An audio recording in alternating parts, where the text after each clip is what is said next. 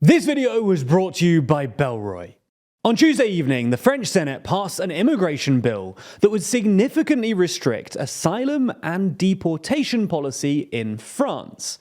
Now, it's not due to be voted on in the National Assembly until December, but it's already proving to be a deeply controversial topic in France, both because of its content and because if Macron can't find a way to get it through Parliament, he might yet again be forced to resort to Article 49.3, the constitutional technicality that helped him force through his controversial pension reforms earlier this year, but which also triggered massive riots. So in this video, we're going to take a look at Macron's immigration law, how the Senate changed it, and why it could be yet another political conundrum for the embattled and unpopular president.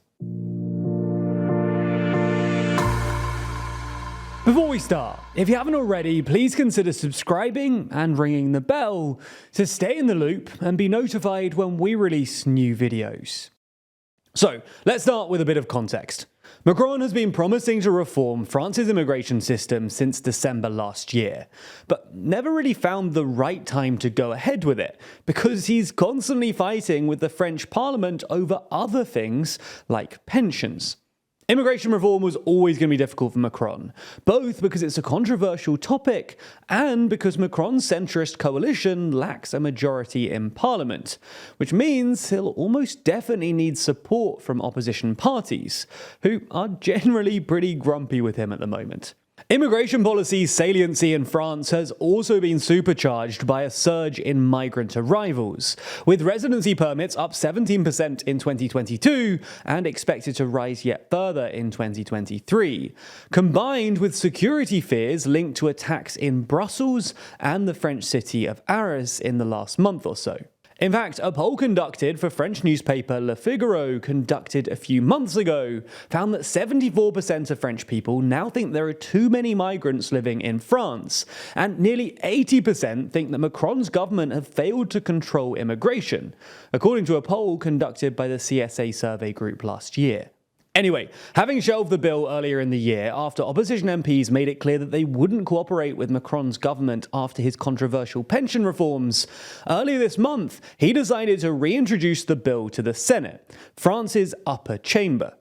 In its original form, the bill promised to do essentially two things. Firstly, it promised to tighten restrictions on undocumented migrants and speed up deportations by both reducing the number of appeals available to failed asylum seekers from 12 to 3 and removing safeguards for foreigners who arrived in France as children, a measure designed to tackle teenage offenders. Secondly, the bill also included a blanket exemption for undocumented workers employed in sectors where there are labour shortages, to make sure that the tighter immigration restrictions didn't create a tighter labour market too, which would stoke wage inflation and hurt the French economy. In this respect, the draft bill wasn't just a bog-standard right-wing anti-immigration law, and Macron's government has gone to pains to sell the bill as a sensible middle-ground piece of legislation that balances security concerns against France's humanitarian responsibilities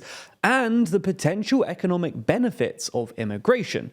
In fact, when it was first pitched last year, Macron's Interior Minister, Gerald Darmanin, said that we want people who work, not those who rob. And his Prime Minister told France's National Assembly that the law would allow France to say who we want and who we don't want, and tacitly criticised the French right by saying that zero immigration is neither desirable nor possible. Speaking to the Parisian newspaper last year, Macron has also described the legislation as the best antidote to the extremes which feed off anxieties, a clear reference to the politics of Marine Le Pen's national rally.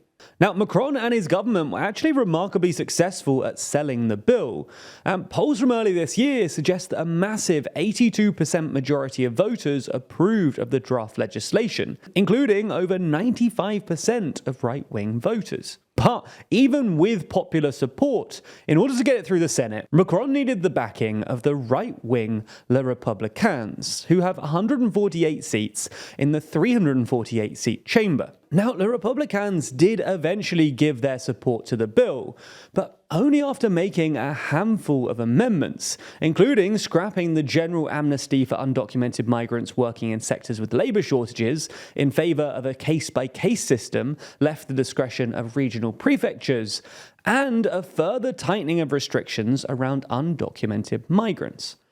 This involved further restricting the ability of migrants to bring their family members into France, removing all non-emergency healthcare for undocumented migrants, and abolishing the principle of collegiality in asylum appeals, i.e. making it so that these decisions could be made by a single judge, which would in theory speed up deportations. The new version of the bill would also introduce an annual quota for the number of migrant arrivals, which would be set by Parliament. Somewhat surprisingly, Macron's interior minister seemed pretty keen on these amendments, despite the fact that he was obviously the one that introduced the original version of the bill, noting that in its new form, the bill would have provided the means to expel the young Russians who stabbed a teacher to death in the northern city of Arras last month. In the end, thanks to support from both Macron's coalition and the Republicans, the new bill passed with a healthy majority of 210 votes in favour and 115 votes against. But unfortunately, while the amendments might have helped it pass the Senate, in its current form it looks unlikely to get a majority in France's lower chamber, the National Assembly. The more left-leaning elements of Macron's coalition have already made it clear that they don't like the changes, with the head of the Laws Committee pledging to restore the entire original text. But the Republicans' MPs have signalled that they want to introduce further amendments, with their House leader saying that he wanted to, quote, keep toughening up the text.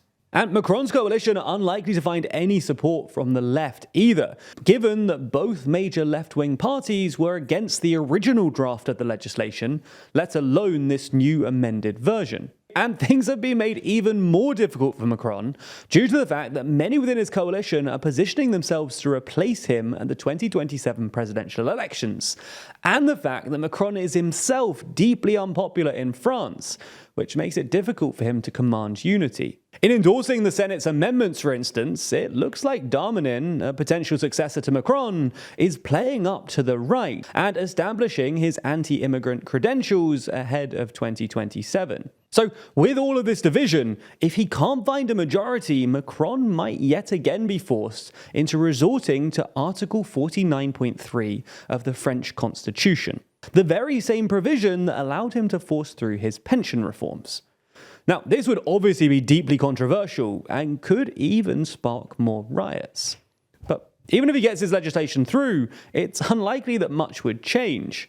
This would be France's 31st immigration reform since 1980, including the one that Macron himself passed in 2018. And none of these have had very much impact. Immigration numbers have continued to tick up, and France's deportation rate has never gone above 20%. And even if it does pass, perhaps the biggest consequence wouldn't be for migration, but for Darmanin, with it potentially boosting his budding 2027 presidential campaign. Now, when it comes to our journalism, you clearly expect us to provide high quality and responsible reporting. But shouldn't you also expect the same from the products you buy?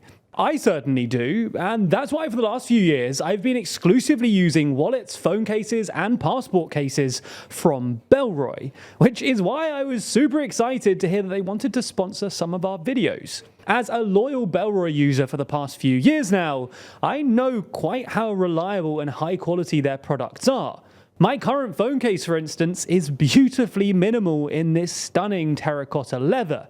That leather, by the way, is eco-tanned and achieved a gold rating from the Leather Working Group, recognizing excellence in environmental and labor practices. It's also just a beautiful, high-quality material that, in my experience, only gets better with age. Bellroy don't just talk about their environmental credentials either. They're also an officially certified B Corp company and have upcycled 10.5 million plastic water bottles, used 60,000 kilograms of industrial nylon cutoffs, and saved 15 million liters of water by using dry tan leathers. Their products are also just great to use. Designed around principles of minimalism, all of the Bellroy products that I've bought have been beautifully designed and easy to use, with their bags optimizing for functionality and efficiency, and their wallets are slimline enough to fit into any pocket. So find out why I've been using Bellroy for years now, and check out their huge array of products by clicking the link in the description. Plus, when you do, you'll get 10% off anything you order. Thanks to Bellroy for supporting the channel, and thanks to you for using our link.